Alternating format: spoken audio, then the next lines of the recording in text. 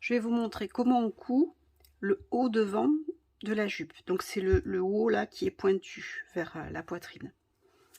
Alors tout d'abord, j'ai froncé mon volant, je l'ai positionné sur le haut de la jupe. Donc je l'ai positionné envers contre endroit de la jupe. J'ai fait mes fronces et j'ai réparti. Voilà, tout ça c'est pris. Ensuite, ce que j'ai fait comme travail de préparation, c'est que j'ai tracé mes futures coutures, notamment cette pointe là. C'est vraiment important qu'elle soit bien tracée pour que je sache exactement où je vais venir planter mon aiguille.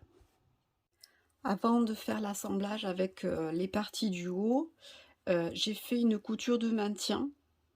Alors je la fais à moins de 1 cm pour que je ne sois pas obligée après de la retirer.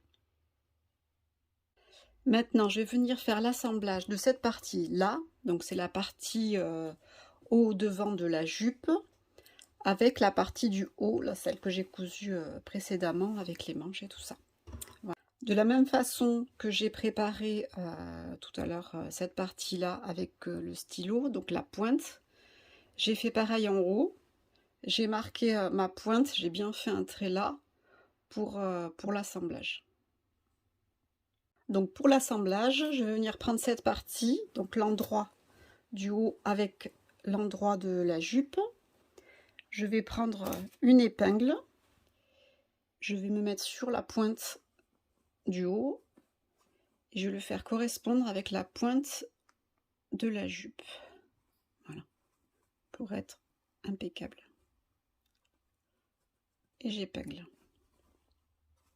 Ensuite, je vais venir épingler tout du long. Je vais tirer les fronces pour que cette partie là rentre dans cette partie là. Pareil pour le dos. Et ensuite, je vous montre comment on coud cette pointe. Donc ça y est, mes fronces sont toutes réparties donc et elles sont prêtes pour l'assemblage de la partie du haut et de la partie de la jupe du devant. J'ai bien réparti toutes mes fronces. J'ai fait couture contre couture, donc la partie du haut et la partie du bas. Et ici, donc on voit bien le petit volant qui a été pris en sandwich entre les deux parties. Voilà. Et donc ça donnera quelque chose comme ça. Donc maintenant je suis prête pour faire cette couture là. Donc je vais prendre la partie des fronces dessous au niveau de la machine et donc la partie du haut vers moi. Ce sera plus simple parce que si je couds sur cette partie là, je vais être embêtée avec les fronces.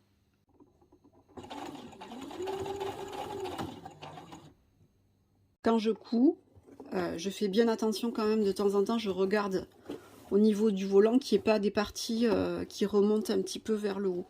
Voilà, que tout soit bien plat vers le bas. Là j'arrive au niveau de la pointe, donc je vais être hyper vigilante pour ce qui est des volants dessous. Je vérifie que tout soit bien à plat. Vous voyez, celui-là il est en train de remonter un petit peu. Je fais attention aussi dessous là qu'il n'y ait pas d'épaisseur qui revienne. Et là je vais commencer à piquer.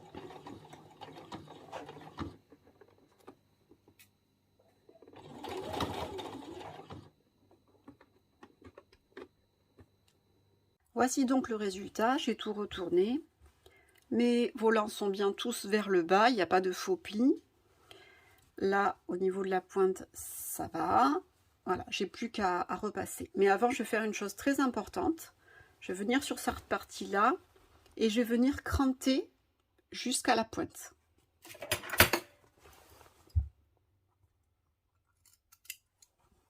Voilà. Maintenant, je vais pouvoir surjeter toute cette partie. Le surjet est fait. J'ai surjeté les 3 épaisseurs. Et maintenant, je vais venir repasser en mettant mes petits volants vers le bas.